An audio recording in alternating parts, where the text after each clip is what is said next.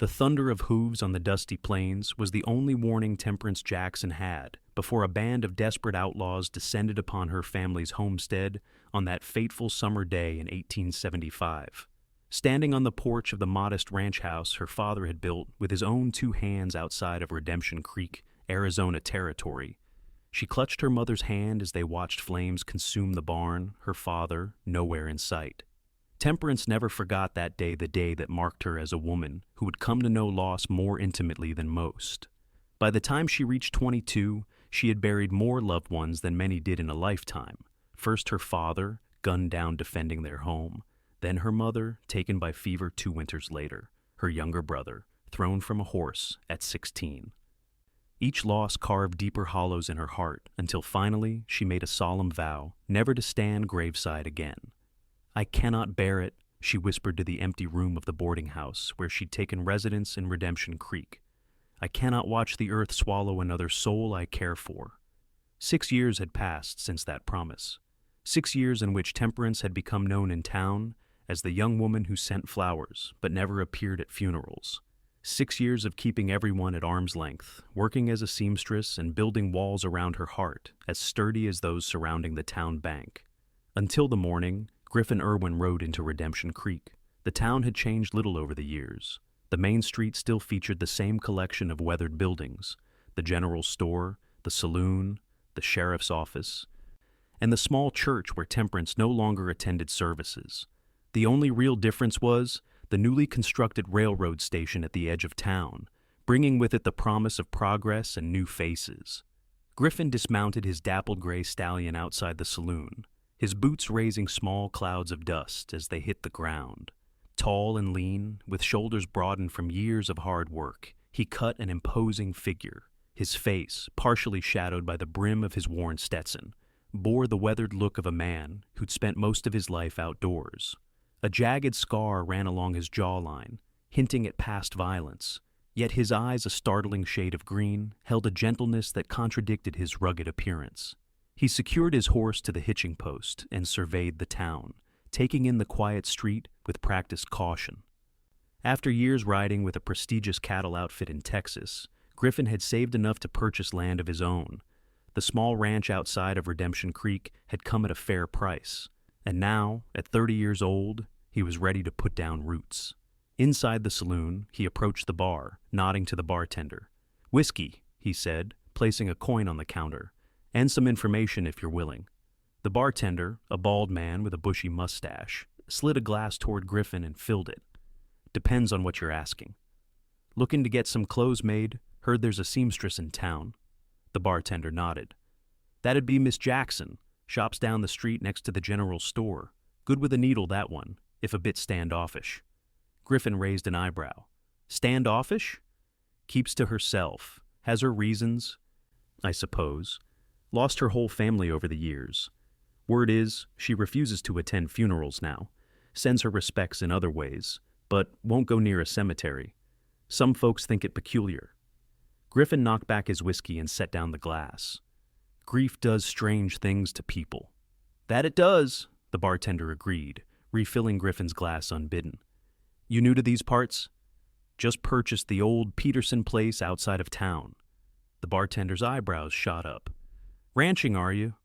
"That's the plan. Need to get some proper work clothes made before I start fixing the place up." After finishing his second drink, Griffin made his way down the dusty street toward the seamstress shop.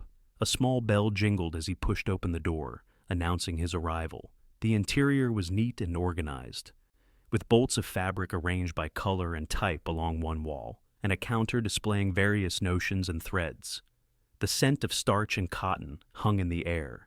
Temperance emerged from a back room, pins held between her lips and measuring tape draped around her neck. Her chestnut hair was pulled back in a practical bun, though a few wayward strands framed her face.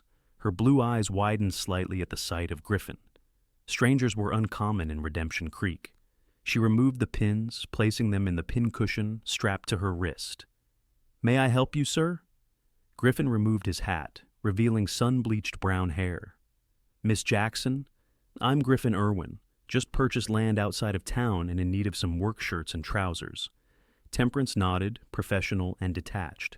I can certainly assist with that. Would you like to choose your fabric? She led him to the bolts of sturdy cotton and denim suitable for ranch work. As he made his selections, she observed him surreptitiously. There was something in his manner, a quiet confidence tempered with gentleness, that distinguished him from the other men who passed through her shop.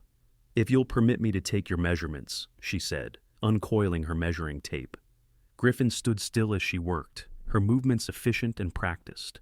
She maintained a professional distance, but couldn't help noticing the warmth of his skin as she measured his shoulders and the steady rhythm of his breathing as she wrapped the tape around his chest. "You're new to Redemption Creek," she stated, rather than asked. "Just arrived yesterday. Spent my life working other men's land. Time to work my own." "The Peterson place has been empty for nearly 2 years," she commented, jotting down numbers in a small notebook. "It needs considerable repair." "Nothing I can't handle," Griffin replied with a hint of a smile. "Though I might need some guidance on where to find supplies and such." Temperance finished her measurements and stepped back. "Mr. Caldwell at the general store can provide most of what you'll need. For lumber, there's a mill about 10 miles east." "Much obliged, Miss Jackson." He settled his hat back on his head. "When might I expect these clothes to be ready?" "I can have 2 shirts and a pair of trousers completed by the end of the week. The rest will take a bit longer." Griffin nodded. "That'll do fine." He turned to leave, but paused at the door. "The bartender mentioned you've been in Redemption Creek for some time. Must know the area well." Temperance's expression clouded slightly. "Well enough, I suppose. I'd appreciate any advice you might have, perhaps over dinner at the hotel restaurant, once I collect my first order." The invitation caught her off guard. It had been years since anyone had asked her to dinner. Most townsfolk had given up trying to draw her out of her self-imposed isolation. "That's kind of you, Mr. Irwin, but I don't socialize much." Griffin studied her for a moment, those green eyes seeming to see more than she wished to reveal. "Just a neighborly meal, Miss Jackson. No obligation beyond that." Temperance hesitated, her fingers absently straightening pins in her cushion. "I'll consider it," she finally said, surprising herself with the response. After Griffin left, Temperance found her hands trembling slightly as she sorted through her fabrics. It had been so long since she'd allowed anyone to get close. After her brother's death, she'd made a deliberate choice to avoid forming attachments. Better not to love than to lose again. Yet something about Griffin Irwin had stirred a long, dormant feeling within her. Perhaps it was merely curiosity about a newcomer in their small community. Perhaps it was nothing at all. Either way, she decided she would finish his order and then make her decision about dinner. The week passed quickly, with Temperance working diligently on Griffin's clothes. She found herself taking extra care with the stitching, ensuring each seam was perfectly straight, each button securely fastened. By Friday, she had completed the promised items and wrapped them in brown paper. Griffin returned late that afternoon, the bell announcing his arrival. He looked even more imposing than she remembered, filling the doorway of her small shop. "Miss Jackson," he greeted, removing his hat. "Hope I'm not too late." "Not at all, Mr. Irwin. Your order is ready." She gestured to the wrapped package on the counter. Griffin paid her the agreed-upon amount, adding a generous tip that she tried to refuse. "You do fine work," he insisted. "Worth every penny." "Thank you," she replied, reluctantly accepting the extra coins. "How is the ranch coming along?" "Slowly but surely. Roof needs patching before the rainy season, and the corral fence is more whole than wood, but the house itself is sound." He tucked the package under his arm. "Have you given any thought to my dinner invitation?" Temperance had indeed thought of little else all week, vacillating between acceptance and refusal. The logical part of her mind warned against it forming connections only led to eventual heartache. But another part, a part she'd nearly forgotten existed, urged her to say yes. Tomorrow evening would be acceptable, she heard herself say. 7 o'clock. Griffin's smile transformed his face, softening the hard lines and making him appear younger. "I'll call for you here at 7 then." After he left, Temperance pressed her hands to her heated cheeks. What had possessed her to accept? She hadn't dined with anyone in years, preferring to take her meals alone in her small rooms above the shop. Now she would need to find something suitable to wear. Perhaps even style her hair differently. The following evening found her unusually nervous, changing her dress 3 times before settling on a simple blue gown that brought out the color of her eyes. She had loosened her hair from its usual severe bun, allowing it to fall in soft waves down her back, secured with a mother-of-pearl comb that had belonged to her mother. Griffin arrived precisely at 7, dressed in one of the new shirts she had made him. The deep blue fabric complemented his tanned skin, and she felt a small flutter of pride at how well it fit his broad shoulders. "Miss Jackson," he said, his eyes widening appreciatively. "You look lovely." "Thank you," she replied, feeling uncharacteristically shy. "And thank you for the invitation." The hotel restaurant was the finest establishment in Redemption Creek, which wasn't saying much for a frontier town. Still, the tables were covered with clean cloths, and the food was reputed to be the best for 50 miles. Once seated, Griffin ordered a bottle of wine, something rarely seen in those parts. "A special occasion?" Temperance asked, gesturing to the wine. "Meeting new friends is always special," he replied with a warm smile, "especially in a place where I know no one." "How did you come to choose Redemption Creek?" she asked, genuinely curious. "It's hardly the most prosperous town in the territory." Griffin took a sip of his wine before answering. "I was looking for something particular, good land at a fair price, yes, but also a place that felt right." He glanced out the window at the darkening street. "Rode through a dozen towns before this one. Something about Redemption Creek spoke to me." Temperance found herself relaxing as the meal progressed. Griffin was an excellent conversationalist, sharing stories of his years with various cattle outfits without boasting or embellishment. He asked questions about the town and its inhabitants, but never pried into her personal history, something she appreciated deeply. "The church seems well attended," he commented as they were finishing their dessert. "I noticed quite a crowd on Sunday." Temperance stiffened slightly. "Reverend Phillips is well respected." Griffin nodded, sensing her discomfort. "Not much for church services myself, though my mother would be scandalized to hear me say so. Always found my connection to the Almighty stronger under an open sky than inside 4 walls." His comment eased the tension. And Temperance found herself smiling. "My father felt similarly. He said God spoke to him clearest when he was tending the land." "Sounds like a wise man."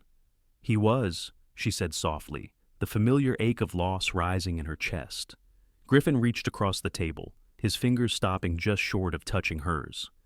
"It's difficult to lose those we love." Temperance withdrew her hand slightly, uncomfortable with the direction of the conversation. "It's getting late, Mr. Irwin. I should return home." He didn't press the issue, simply signaling for the bill and then escorting her back to her shop in comfortable silence. At her door, he removed his hat and bowed slightly. "Thank you for a pleasant evening, Miss Jackson." "Temperance," she said impulsively. "You may call me Temperance." His smile was worth the momentary vulnerability. "And I'm Griffin to my friends. Good night, Temperance. I hope we'll have the opportunity to dine together again." Over the following weeks, Griffin became a regular visitor to Temperance's shop. He would bring small gifts, a wildflower he'd found on the trail, fresh eggs from the chickens he'd acquired, or stories from his days working on the ranch. Each visit chipped away slightly at the walls Temperance had built around her heart. By the time summer began to wane, they had established a routine of sorts. Every Saturday, Griffin would come to town for supplies and stop by her shop.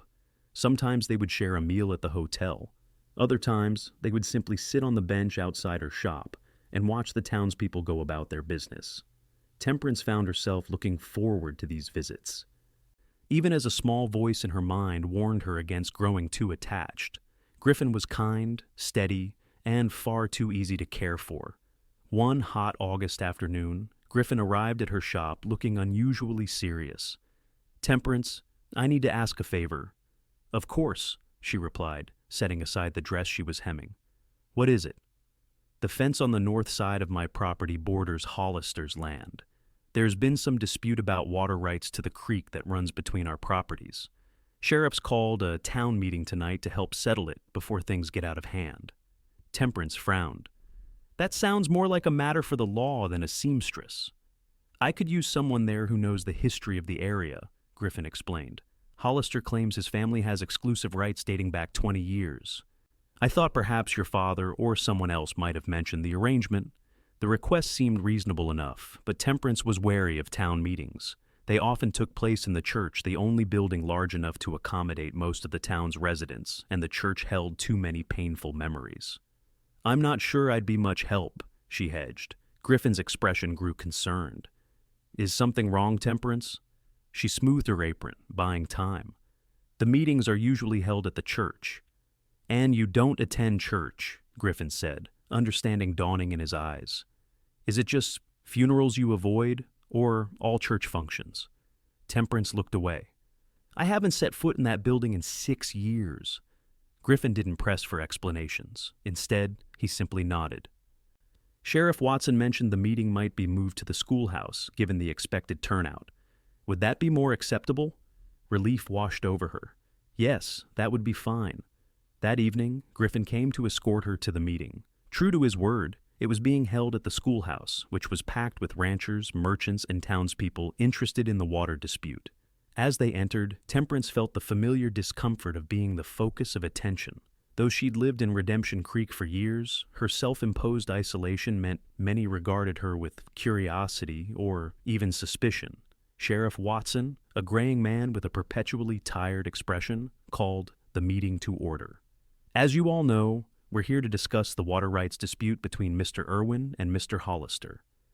Both men claim access to Cottonwood Creek, which forms the boundary between their properties. William Hollister, a burly man with a florid face, stood up from his seat in the front row. My family has had exclusive rights to that water for 20 years. My father drew up the agreement himself when the Petersons first settled that land. Do you have documentation of this agreement? The sheriff asked. Don't need paper. Everyone knows it's true, Hollister blustered. Griffin rose next, his manner calm in contrast to Hollister's agitation. When I purchased the property, no such restriction was mentioned in the deed. The creek forms a natural boundary between our lands, which traditionally means shared water rights. The debate continued, growing more heated as Hollister's supporters and other ranchers weighed in. Temperance sat quietly, listening to the arguments until a specific claim caught her attention.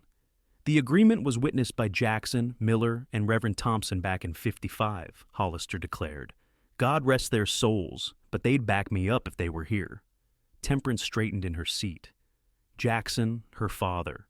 She raised her hand hesitantly, and Sheriff Watson nodded for her to speak. My father was Thomas Jackson, she said, her voice stronger than she expected. And I remember him speaking of the water rights along Cottonwood Creek. There was indeed an agreement, but not for exclusive rights. The room fell silent as all eyes turned to her. The agreement was that the Petersons would help maintain the creek bed to prevent flooding during spring melt, in exchange for which both properties would have equal access to the water.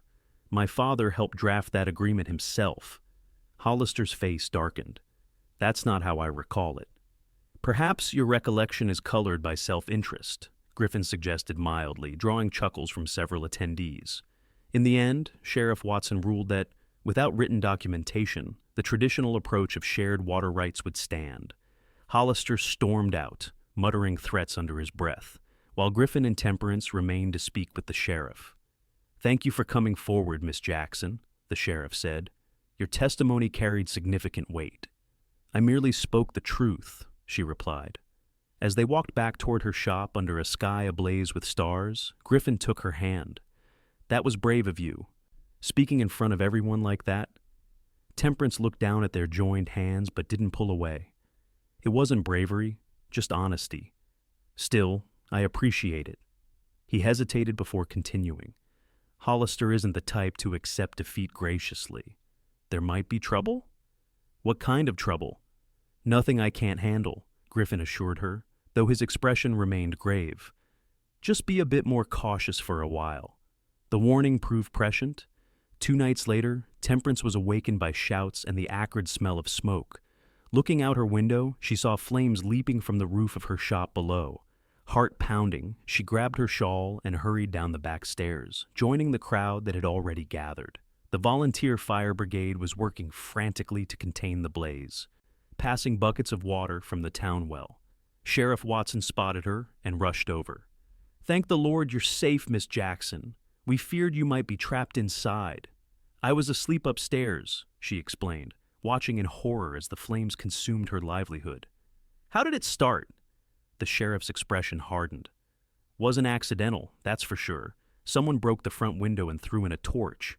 Night watchmen saw a rider leaving town shortly after, heading in the direction of the Hollister Ranch. Before Temperance could respond, there was a commotion as a horse thundered down the street. Griffin dismounted in a fluid motion, his face etched with concern as he pushed through the crowd toward her. "Temperance!" He reached her side, his eyes scanning her for injuries. "Are you hurt?" "No, I'm fine," she assured him, even as tears threatened to spill. "But the shop?" They both turned to watch as a section of the roof collapsed with a shower of sparks. Years of work, fabrics, patterns all going up in flames.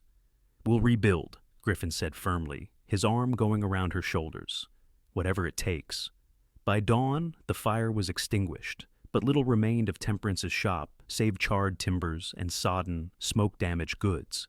She stood amidst the ruins, picking through the debris in hopes of salvaging something. Anything but most was beyond recovery. Griffin hadn't left her side, helping to retrieve what could be saved and offering quiet support. When Mayor Thompson approached with his wife, Griffin stepped away to give them privacy. "Miss Jackson, this is a terrible tragedy," the mayor said, his jowly face creased with concern. "Mrs. Thompson and I would like to offer you a room at our home until you can make other arrangements." "That's very kind," Temperance began, but Mrs. Thompson cut her off with a wave of her hand. "Nonsense, dear. It's the least we can do. The community looks after its own." The offer touched Temperance deeply. Despite her years of keeping people at arm's length, the town was rallying around her in her time of need. She glanced over at Griffin, who was speaking intently with Sheriff Watson some distance away. "Actually," she said, making a sudden decision, "I believe I may already have accommodations arranged." After the Thompsons departed, Griffin returned to her side. "The sheriff's riding out to Hollister's ranch now. If he finds evidence linking him to the fire, there will be charges. Even if they find proof, it won't bring back my shop," Temperance said, a wave of desolation washing over her. Griffin took both her hands in his. "Temperance, I know this isn't the right time, and certainly not how I plan to ask, but come stay at my ranch. There's plenty of room, and you'd be safe there while you decide what to do next." The offer stunned her. "Griffin, I couldn't possibly." "You can stay in the main house," he rushed to explain. "I'll take the bunkhouse. Your reputation would be safe." Temperance looked around at the smoldering remains of her shop, her home and livelihood for the past 6 years. She had nowhere else to go, no family to turn to. The Thompsons' offer was generous, but the thought of imposing on virtual strangers was unappealing. And Griffin. Griffin wasn't a stranger anymore. Over the past months, he had become something more, a friend, certainly, but perhaps something deeper that she wasn't yet ready to name.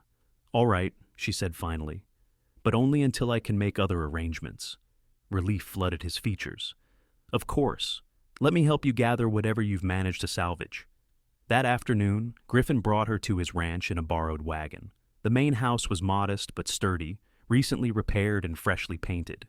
Inside, the furnishings were simple but well made, speaking to Griffin's practical nature. "It's not much," he said, showing her to the bedroom, "but it's clean and dry." "It's lovely," Temperance assured him, genuinely impressed by the care he'd taken with the place. "Thank you, Griffin." He left her to settle in, taking himself off to the bunkhouse as promised. Alone in the quiet house, Temperance sat on the edge of the bed, overwhelmed by the day's events. Everything she had built since her family's deaths was gone, reduced to ashes in a single night. Yet even as despair threatened to engulf her, she found herself drawing strength from Griffin's steady presence and the knowledge that she wasn't entirely alone. For the first time in years, she had allowed someone to help her, to care for her. The thought was both comforting and terrifying. Over the next few days, Temperance adapted to life at Griffin's ranch. She insisted on earning her keep, taking over the cooking and household tasks, while Griffin focused on the ranch work. To her surprise, she found herself enjoying the routine the early mornings with coffee on the porch, watching the sun rise over the distant mountains. The satisfaction of preparing meals that Griffin devoured with appreciative gusto, even the physical labor of tending the small vegetable garden behind the house. A week after the fire, Sheriff Watson rode out to the ranch with news. He'd found no direct evidence linking Hollister to the arson, but 3 witnesses had come forward, claiming they'd overheard him threatening to teach that seamstress a lesson following the water rights dispute. "It's not enough for an arrest," the sheriff explained, accepting a cup of coffee from Temperance. "But I've warned him that he's being watched. Any further trouble, and he'll find himself behind bars faster than he can spit." After the sheriff departed, Temperance and Griffin sat on the porch, watching the setting sun paint the landscape in shades of gold and crimson. "What will you do now?" Griffin asked gently. "About your business, I mean." Temperance had been considering this question for days. "I've been thinking about that. The insurance will cover some of the losses, but not enough to rebuild the shop immediately." "You could set up here temporarily," Griffin suggested. "There's a small room off the kitchen that would make a decent workroom. Word would spread that you're still in business, just at a new location." The offer was tempting. "Wouldn't I be in your way?" Griffin's smile was warm. "Temperance, having you here has been, well, it's the first time this place has truly felt like a home." His words stirred something deep within her, a longing she'd suppressed for years, a desire for connection she'd denied herself since burying her brother. "I've been alone for so long," she admitted, her voice barely above a whisper. "I'm not sure I remember how to be anything else." Griffin reached over, covering her hand with his own. "You don't have to figure it out all at once. Just know that you have a place here for as long as you want it." The next morning, Temperance rode into town with Griffin to check on the progress of clearing her shop site and to speak with her insurance agent. While Griffin went to the general store for supplies, she met with Mr. Finch, a thin, precise man with spectacles perched on the end of his nose. "The payout won't be substantial, I'm afraid," he explained, showing her the figures. "The policy covered the structure, but not all the contents. You'll receive enough to rebuild a basic shop, but not much more. It was disappointing, but not unexpected." "Thank you, Mr. Finch. When might I expect the funds?" "2 weeks at most. I've already submitted the paperwork." He hesitated before continuing. "If I might make a suggestion, Miss Jackson, there's a vacant space next to the hotel that would make an excellent location for a new shop. More foot traffic than your previous location." Temperance thanked him for the advice and headed toward the general store to find Griffin. As she passed the church, she slowed involuntarily, her eyes drawn to the simple white building where she had last said goodbye to her brother. Reverend Phillips was sweeping the church steps. He looked up as she approached, his kind face lighting with recognition. "Miss Jackson," he called. "How good to see you. I've been praying for you since the fire." "Thank you, Reverend," she replied, stopping at the bottom of the steps. He studied her with compassionate eyes. "You know, I've always respected your choice to stay away from funerals, though I've never understood it fully. Grief is a complex emotion, unique to each person." Temperance felt a familiar tightness in her throat. "I've attended too many." "Yes, you have," he agreed sadly. "More than anyone should have to in a lifetime, but grief shared is grief lessened, they say." Before she could respond, Griffin appeared at her side, his presence solid and reassuring. "Temperance," he said gently. "Are you all right?" She nodded, unable to speak past the lump in her throat. "Mr. Irwin," the Reverend greeted him, "I understand Miss Jackson is staying at your ranch for the time being." "She is," Griffin confirmed. "And she's welcome for as long as she wishes." The Reverend's eyes twinkled. "I see. Well, should you both decide you require my services in a more official capacity, you know where to find me." Temperance felt her cheeks flush at the Reverend's implication. Griffin merely smiled and tipped his hat respectfully. "We should be getting back," Temperance said, eager to escape the conversation. "There's much to do." As they rode out of town, Griffin kept his horse close to the wagon Temperance was driving. "You seemed troubled at the church," he observed. "Was it something the Reverend said?" Temperance hesitated, then decided honesty was the least she owed Griffin after all his kindness. "It wasn't him. It was the church itself.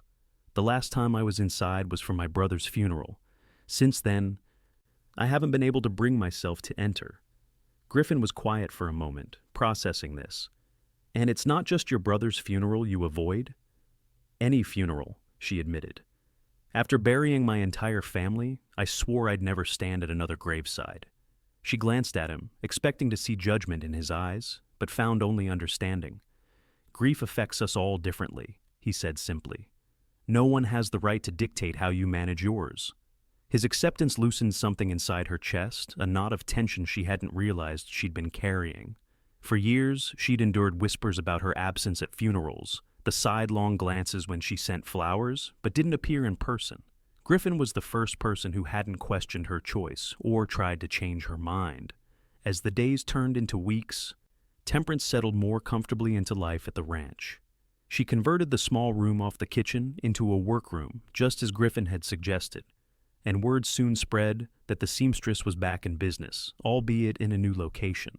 Customers began to make the journey out to the ranch, some out of genuine need for her services, others out of curiosity about her living arrangement with the handsome rancher. Temperance ignored the gossip, focusing instead on rebuilding her business and helping Griffin improve the ranch. One crisp September morning, Temperance was hanging laundry in the yard when she heard the sound of approaching horses. Looking up, she saw 3 riders approaching Griffin, who had gone out at dawn to check the herd, and 2 strangers. Griffin dismounted, his expression grave as he introduced the visitors. "Temperance, this is Marshal Dawson and his deputy. They've come about Hollister." Marshal Dawson, a tall man with iron gray hair and a weathered face, tipped his hat. "Madam, sorry to intrude, but we need to speak with you about the fire at your shop." Inside the house, over coffee Temperance hastily prepared, the marshal explained the situation. Hollister was arrested last night in Tucson, attempting to sell stolen cattle. During questioning, he bragged about setting fire to your shop, thinking he was impressing his cellmate. The marshal's mouth quirked in a half-smile. His cellmate happened to be my deputy, placed there to gather information. Relief flooded through Temperance. "So he's confessed?" "In a manner of speaking, we'll need your testimony at his trial. But with the deputy's statement and the witnesses Sheriff Watson gathered, it's a strong case." After the marshal and his deputy departed, promising to return when the trial date was set, Griffin found Temperance in the garden, methodically pulling weeds with more force than necessary. "Are you all right?" he asked, kneeling beside her. She sat back on her heels, brushing soil from her hands. "I'm glad they caught him. It doesn't bring back my shop, but at least he won't hurt anyone else." Griffin nodded, reaching out to tuck a stray strand of hair behind her ear. The gesture was intimate, tender, and Temperance felt her heart quicken in response. "The marshal mentioned the trial might be held in Phoenix," Griffin said. "Would you be comfortable traveling there to testify? If it means seeing Hollister brought to justice." "Yes." She hesitated, then added, "Would you come with me?" His smile was answer enough. "Try to stop me." The trial was set for mid-October, requiring Temperance and Griffin to make the journey to Phoenix. They traveled by stagecoach, a 2-day journey that left them dusty and weary, but provided ample time for conversation. Seated beside Griffin in the swaying coach, Temperance found herself opening up about her past in a way she never had before.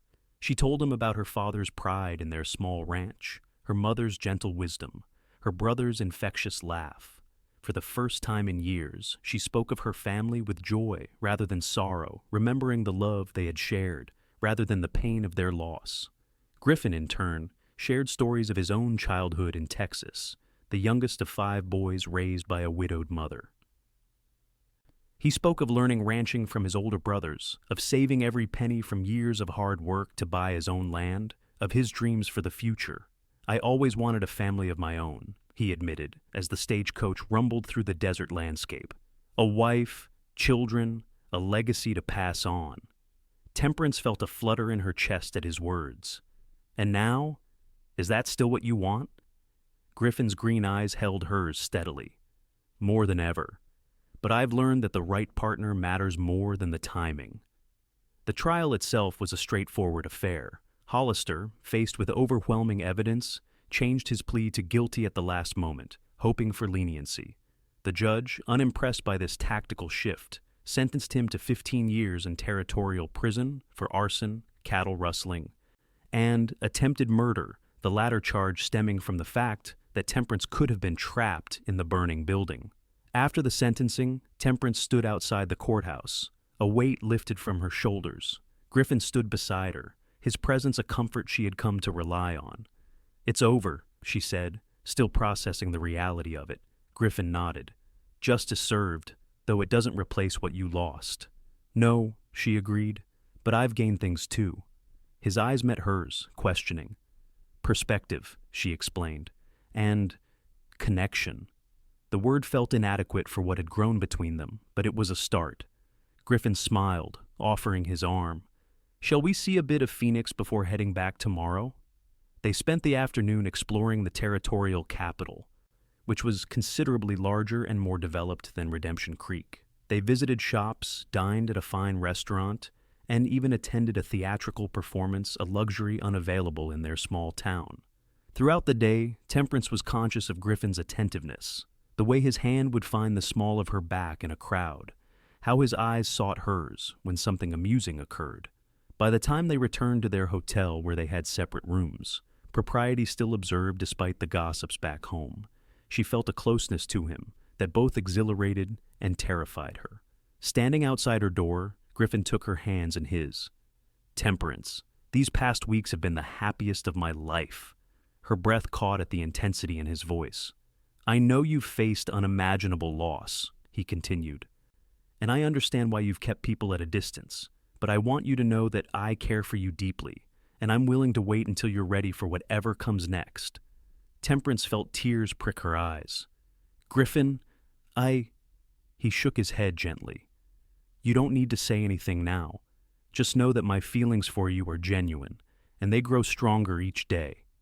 He pressed a chaste kiss to her forehead and bid her good night, leaving her standing in the hallway with her heart racing and her mind awhirl with possibilities she had long since abandoned. The journey back to Redemption Creek was quieter, both of them contemplating what lay ahead.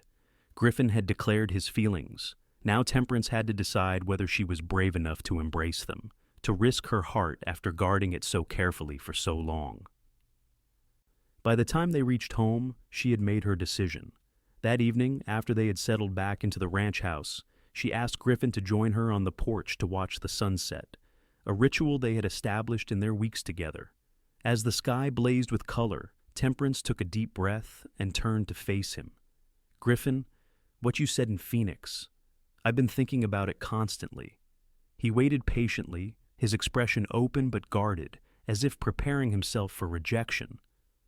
For years, I've lived in fear of losing anyone else I cared about, she continued. I built walls around my heart, refused to attend funerals, avoided forming attachments. I thought I was protecting myself from pain. She reached out, taking his hand in hers. But I was wrong. All I did was deny myself the chance to experience joy. She squeezed his fingers. You've shown me that there can be life after loss, that loving someone is worth the risk of someday losing them. Hope kindled in Griffin's eyes. Temperance, are you saying?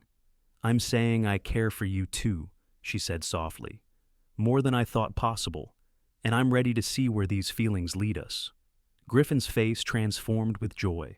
Slowly, giving her time to withdraw if she wished, he leaned forward and pressed his lips to hers. The kiss was gentle, reverent, a promise of things to come. When they parted, Temperance felt lighter than she had in years, as if a burden she had carried for so long had finally been set down. For the first time since her brother's funeral, she allowed herself to believe in a future filled with happiness rather than sorrow. The following weeks were a time of transformation for both Temperance and Griffin. With her insurance money and some savings, Temperance began planning a new shop in town, though she continued to work from the ranch in the meantime. Griffin's cattle operation was thriving, and he hired 2 hands to help with the increasing workload. Their relationship deepened with each passing day. They spent evenings planning their futures separately and, increasingly, together. Griffin never pushed, always mindful of Temperance's need to move at her own pace. But his love for her was evident in every glance, every touch. One crisp November morning, Griffin proposed a ride to a spot on his property he particularly loved. They saddled up after breakfast, Griffin on his gray stallion and Temperance on a gentle mare he had purchased specifically for her use. They rode for nearly an hour, climbing a gradual slope through pine forest until they emerged on a bluff overlooking the valley.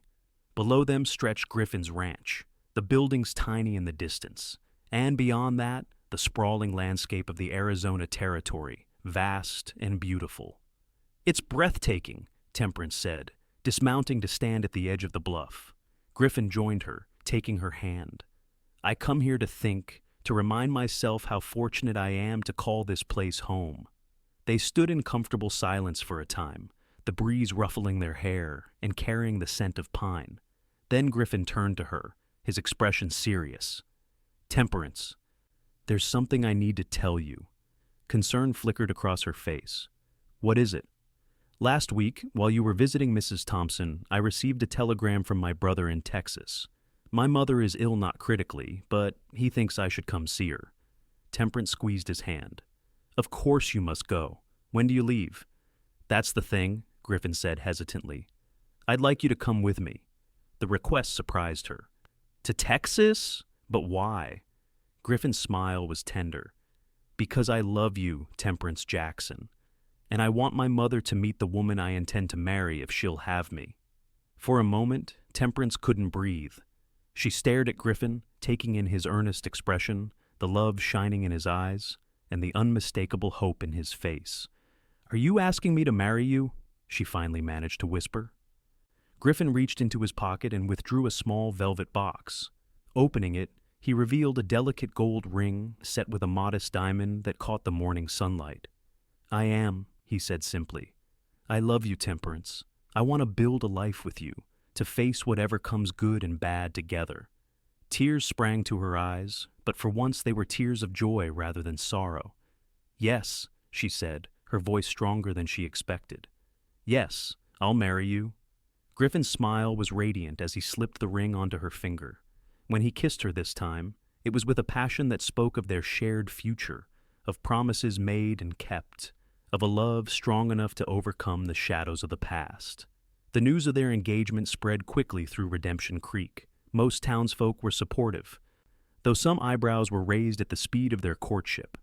Neither Temperance nor Griffin paid much attention to the gossip, too focused on their plans for the future. They decided to marry in a small ceremony before departing for Texas. Given Temperance's aversion to the church, Reverend Phillips agreed to perform the ceremony at the ranch house, with only a few close friends in attendance. The evening before their wedding, Temperance stood in the bedroom that would soon be theirs together, gazing at her reflection in the mirror. She wore a simple cream-colored dress of her own making, adorned with lace at the collar and cuffs. Her chestnut hair hung loose down her back, adorned only with a small sprig of wildflowers. A soft knock at the door drew her attention. Come in, she called, expecting Griffin. Instead, Mrs. Thompson entered, carrying a small wooden box. Am I interrupting, dear? The older woman asked. Temperance smiled warmly. Not at all. Is something wrong? Nothing's wrong. I simply wanted to give you something before tomorrow's excitement. She handed Temperance the box. A wedding gift of sorts.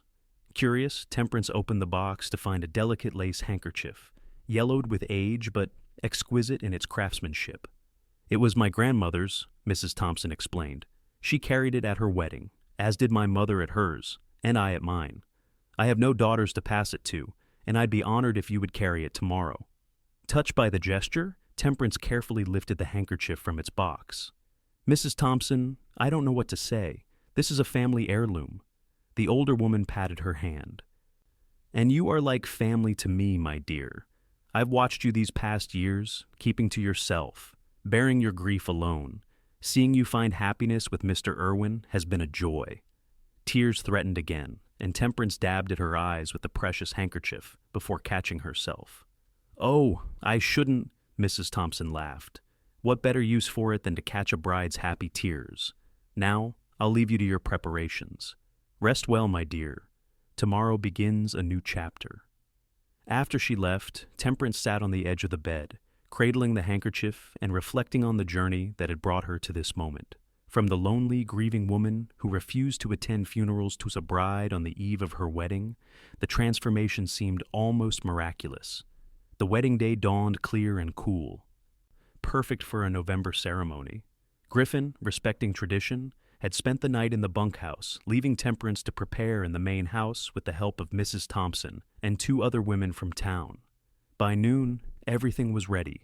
The ranch house had been decorated with autumn flowers and ribbons, and a simple arch of twisted branches stood in the yard where the ceremony would take place. Guests began arriving, not many, but those who had come to mean something to Temperance in recent months. Sheriff Watson escorted her from the house to the arch where Griffin and Reverend Phillips waited. Temperance clutched Mrs. Thompson's handkerchief in one hand and a small bouquet of wildflowers in the other, her heart racing with anticipation rather than fear. Griffin's face as he saw her approach was a study in adoration. Dressed in a new black suit with a crisp white shirt, he looked handsome and distinguished, a far cry from the dusty cowboy who had first entered her shop months ago. The ceremony was brief but meaningful. Reverend Phillips spoke of love's endurance through trials, of the strength found in partnership, of the divine blessing bestowed upon a union founded on mutual respect and affection. When it came time for their vows, Griffin spoke clearly and confidently, his eyes never leaving Temperance's face. I, Griffin Irwin, take you, Temperance Jackson, to be my lawfully wedded wife. I promise to love, honor, and cherish you through all of life's joys and sorrows, to support your dreams as my own, and to build with you a home filled with laughter and love, until death parts us. Temperance's voice trembled slightly as she repeated similar vows, the enormity of the moment washing over her. This was not merely a ceremony, it was a declaration that she was ready to embrace life fully again, to love without reservation, despite the risk of eventual loss. By the authority vested in me, Reverend Phillips concluded, I now pronounce you husband and wife. Mr. Irwin, you may kiss your bride. Griffin's kiss was tender and reverent, sealing their promises before their friends and, Temperance thought, before the spirits of those she had loved and lost. For the first time in years, she felt their presence not as a painful reminder of absence, but as benevolent witnesses to her happiness. The small reception that followed was a joyful affair, with food and drink aplenty, music provided by a local fiddler, and dancing that continued until sunset. Through it all, Griffin rarely left Temperance's side, his hand often finding hers as if reassuring himself that she was real, that their happiness was not a dream. As evening fell and the last guest departed, Griffin led his bride back into the house, their house now, truly and completely. In the privacy of their bedroom, he took her in his arms, his expression serious despite the day's celebrations. Are you happy, Mrs. Irwin? He asked softly. The name, her new name, sent a thrill through Temperance. Completely, she assured him, reaching up to trace the line of his jaw. Are you? His smile was answer enough, but he spoke the words anyway. More than I ever thought possible. Their journey to Texas began a week after the wedding, allowing time for necessary preparations. They traveled by train as far as possible, then by stagecoach for the final leg of the journey. Griffin's family ranch was located outside a small town called Oak Ridge, a half-day's ride from Austin. As they approached, Temperance felt a flutter of nerves. Meeting Griffin's family, especially his mother, who had raised 5 sons alone after her husband's death, was intimidating. What if she doesn't approve of me? Temperance asked, as the stagecoach neared its destination. Griffin squeezed her hand reassuringly. My mother will love you because I love you, but she'll also love you for yourself, your strength, your kindness, your determination. The Irwin family ranch was larger than Griffin's property in Arizona, a testament to generations of hard work. The main house was an impressive 2-story structure with a wide porch wrapped around 3 sides. As their rented wagon approached, figures spilled out of the house to greet them. Griffin's brothers were a boisterous lot, all bearing some resemblance to him, though none had his exact shade of green eyes. They surrounded the wagon, calling out greetings and good-natured jibes about Griffin's new married state. Through the commotion, Temperance spotted an elderly woman standing on the porch, leaning slightly on a cane. Griffin saw her too, and, after helping Temperance down from the wagon, led her directly to his mother. Ma, he said, his voice gentle with affection, this is Temperance, my wife.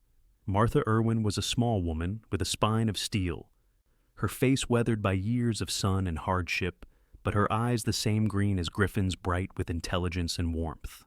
So, you're the woman who captured my youngest heart, she said, her voice surprisingly strong. Come here, child, and let me look at you properly. Temperance stepped forward, allowing the older woman to study her face. Whatever Martha Irwin saw, there must have satisfied her, for she nodded once, decisively. You'll do, she declared, then opened her arms for an embrace that Temperance gladly entered. Welcome to the family, Temperance Irwin. The 2 weeks they spent in Texas were a revelation for Temperance.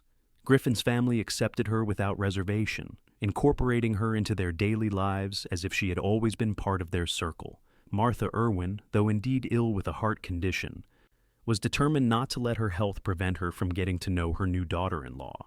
The two women spent long afternoons together, while Griffin and his brothers tended to ranch business. Martha shared stories of raising 5 rambunctious boys alone, of the challenges and joys of ranch life in Texas, of her own marriage to Griffin's father. "He was the love of my life," she told Temperance one afternoon as they shelled peas on the porch. "When he died, I thought my world had ended." Temperance nodded, understanding all too well. "How did you manage, with 5 young boys and a ranch to run?" Martha's smile was wistful. "One day at a time. Some days, I could barely get out of bed. But those boys needed me, and the ranch wouldn't run itself." "Did it get easier?" Temperance asked, the question coming from the deepest part of her heart. "Not easier exactly," Martha replied thoughtfully. "Different. The pain changed shape. It became something I could carry rather than something that crushed me." She reached over to pat Temperance's hand. "Griffin told me about your losses. I'm sorry, child." "Thank you," Temperance said softly. "It's been a long journey. And now you found each other." Martha's eyes twinkled. "My son is a good man. Stubborn as the day is long, mind you, but good to his core." Temperance smiled. "I know. I'm very fortunate." "As is he," Martha said firmly. "I see how he looks at you, like you're the sunrise after a long night. That's a precious gift." When it came time to return to Arizona, Temperance was surprised by her reluctance to leave. Griffin's family had embraced her so completely that saying goodbye was genuinely painful. "You'll come back," Martha assured her during their farewell embrace. "And perhaps next time you'll bring a grandchild for me to spoil." Temperance blushed, but didn't contradict her mother-in-law. She and Griffin had spoken of children, of their shared desire to fill their home with family. The journey home was a time for reflection. Temperance found herself contemplating the contrasts between the life she had led before meeting Griffin and the one that now stretched before her. The walls she had built around her heart had not just come down. They had been replaced with bridges to Griffin, to his family, to the community of Redemption Creek that she now saw with new eyes. As their stagecoach crested the final hill before Redemption Creek came into view, Griffin took her hand. "Home at last," he said, nodding toward the town in the distance. Temperance followed his gaze, seeing not just the collection of buildings that formed the town, but the promise of what lay beyond their ranch, their future together. "Yes," she agreed, squeezing his fingers. "Home." Winter settled over Redemption Creek with a blanket of snow, transforming the landscape into a pristine wonderland. Temperance's new shop, smaller than her previous establishment, but well situated next to the hotel, was completed just before Christmas, allowing her to resume her business fully. Griffin's cattle operation continued to thrive, and he began making plans to expand in the spring. Their life together fell into a comfortable rhythm. Mornings started with shared coffee and conversation, days spent on their respective work, evenings devoted to each other. By February, Temperance had news to share. On a snowy evening, with a fire crackling in the hearth and the wind howling outside, she told Griffin that their family would be growing. His reaction, joyful tears and gentle hands cradling her still flat stomach, confirmed what she already knew. This child would be welcomed with abundant love. As her pregnancy progressed and spring transformed the landscape once more, Temperance found herself contemplating the cycle of life and death that had shaped her journey. The losses she had endured would always be part of her story, but they no longer defined her. Instead, they had become the foundation upon which she had built a new life, one filled with love, purpose, and hope. One warm May afternoon, a knock at the door of her shop revealed Sheriff Watson, his expression grave. "Mrs. Irwin," he said, removing his hat. "I'm afraid I have some sad news. Old Doc Ferguson passed away in his sleep last night." Temperance felt the familiar tightening in her chest, the instinctive recoil from death and its rituals. "I'm sorry to hear that. He was a good man." "The funeral's tomorrow at the church," the sheriff continued. "Noon. The whole town will be there." "I'll send flowers," Temperance said automatically, her hand moving protectively to her growing belly. Sheriff Watson nodded, having expected this response. "Of course. Good day, Mrs. Irwin." That evening, Temperance was unusually quiet as she and Griffin ate dinner. He waited patiently, knowing she would speak when ready. "Doc Ferguson died," she finally said, setting down her fork. "The funeral is tomorrow." Griffin nodded. "I heard. He delivered half the children in this county over the years. He'll be missed." Temperance traced the wood grain of the table with her fingertip. "He was always kind to me. After my brother died, he checked on me every day for weeks, making sure I was eating, sleeping. He sounds like he was a good friend," Griffin said gently. "He was." She looked up, meeting Griffin's gaze. "I should attend the funeral." Griffin's surprise was evident, but he quickly masked it. "Are you sure? No one would think less of you if you didn't." "I'm sure," she said, her voice stronger. "It's time I face this fear. Especially now." She placed her hand on her rounded abdomen. "Our child deserves a mother who can embrace all of life, not just the easy parts." Griffin reached across the table to take her hand. "Whatever you decide, I'll support you. But don't do this because you think you should. Do it only if you're ready." Temperance considered his words. Was she ready? The thought of entering the church, of standing beside a grave, still filled her with dread. But she was not the same woman who had fled from such moments in the past. She had changed, grown stronger through her love for Griffin and the life they were building together. "I want to try," she said finally, "but I'm afraid." Griffin's smile was tender. "Being brave doesn't mean not being afraid. It means doing what's right despite the fear." The next morning dawned clear and bright, as if nature itself was bidding farewell to the beloved doctor. Temperance dressed with care, selecting a modest black dress that accommodated her pregnancy. Griffin, similarly attired in his best suit, watched her with quiet pride. As they prepared to leave for the church, however, Temperance felt panic rising in her throat. The last funeral she had attended had been her brother's, in that same small church with its simple wooden pews and stained glass windows. The memory of that day, the suffocating grief, the well-meaning but hollow condolences, the unbearable finality of the cemetery service threatened to overwhelm her. Griffin saw her distress and came to her side.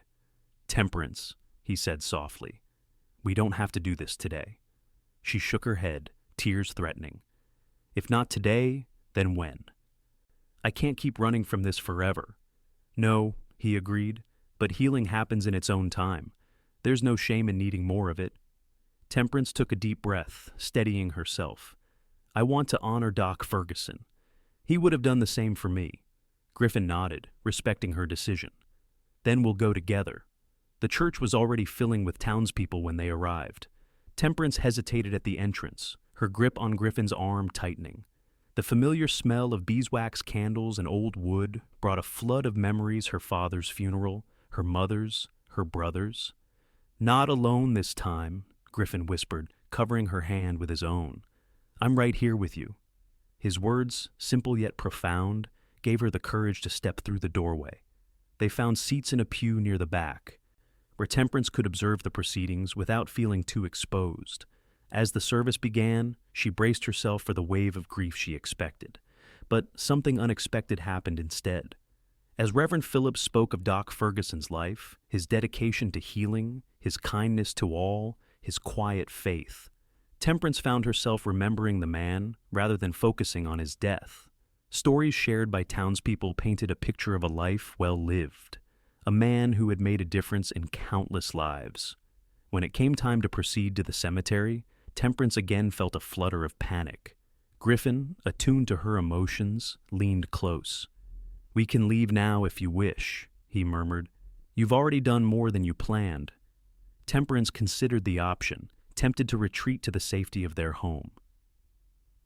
But something within her, perhaps the new life growing inside her, perhaps the strength she had found in Griffin's love, urged her to continue. "I want to see it through," she decided. The cemetery was a peaceful place, situated on a gentle slope overlooking the town. Wildflowers grew between the graves, and ancient cottonwood trees provided dappled shade. As the mourners gathered around the open grave, Temperance stood slightly apart, Griffin's solid presence beside her, a constant comfort. Throughout the graveside service, she found herself looking not at the coffin being lowered into the earth, but at the faces of those gathered, the shared sorrow, yes, but also the shared memories, the connection that death could not sever. When the service concluded, many stayed to offer personal condolences to Doc Ferguson's niece, who had traveled from back east for the funeral. Temperance approached hesitantly, Griffin at her side. "Mrs. Irwin," the niece greeted her, clearly surprised. "I was told you might not attend." "Your uncle was a good man," Temperance said simply. "He helped me through a difficult time. I wanted to pay my respects." The woman's eyes softened with understanding. "Thank you.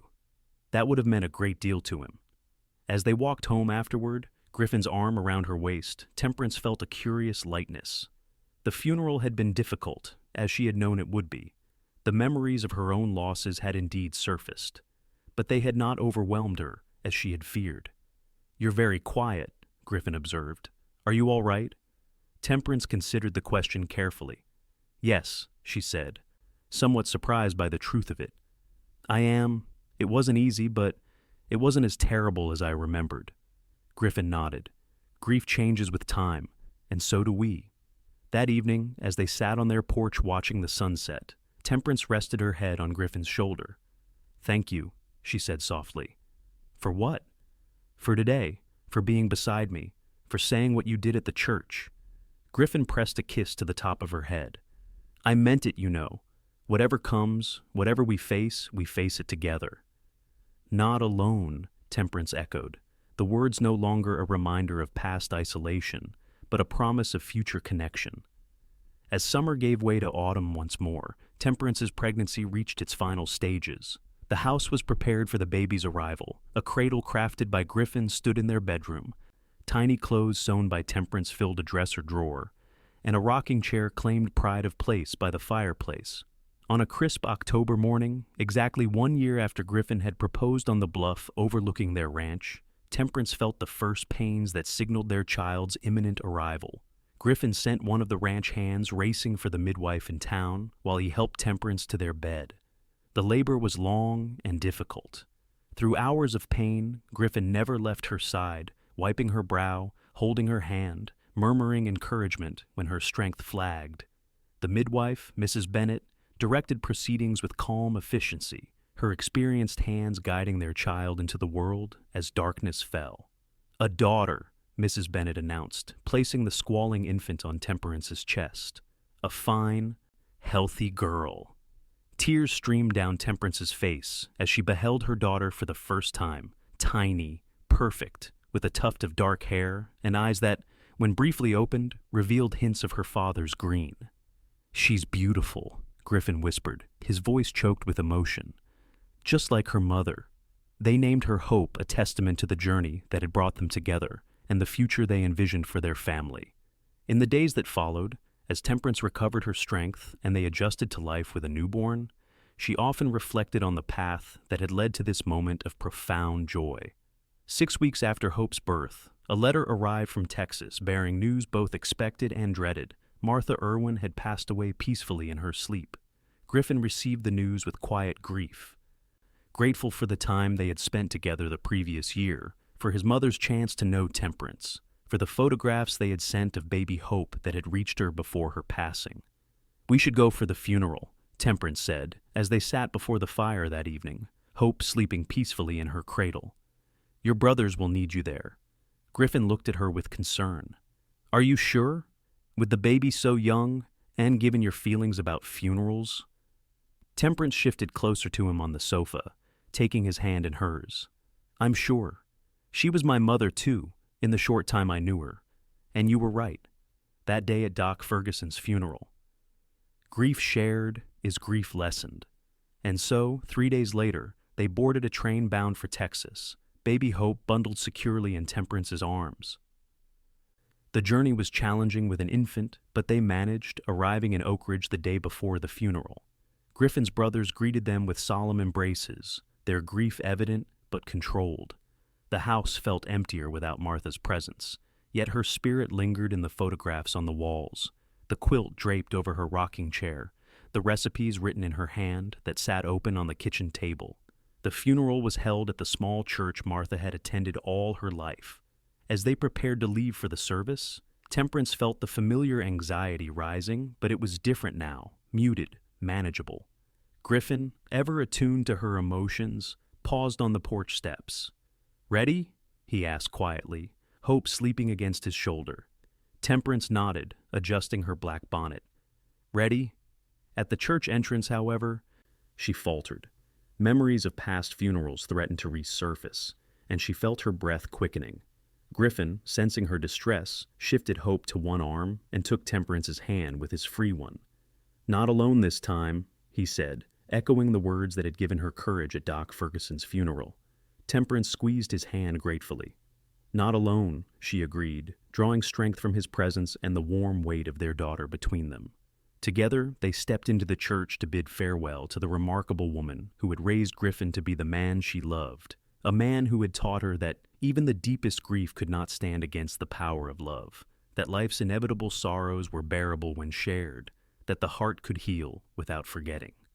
As the service concluded and they followed Martha's coffin to its final resting place beside her husband, Temperance felt a sense of peace she had not expected. Looking around at the faces of those gathered Griffin's brothers and their families, neighbors, friends, she saw not just shared grief, but shared love for the woman being honored. This, she realized, was what she had been missing in her years of avoiding funerals. Not just the closure of saying goodbye, but the affirmation of community, the recognition that a life touched many others, that memories and love continued even when the physical presence did not. After the burial, as they gathered at the Irwin home for the traditional meal, Temperance found herself surrounded by family, not by birth, but by marriage and choice. She watched as Griffin's oldest brother cradled hope, marveling at the family resemblance, promising to teach his niece to ride as soon as she was old enough.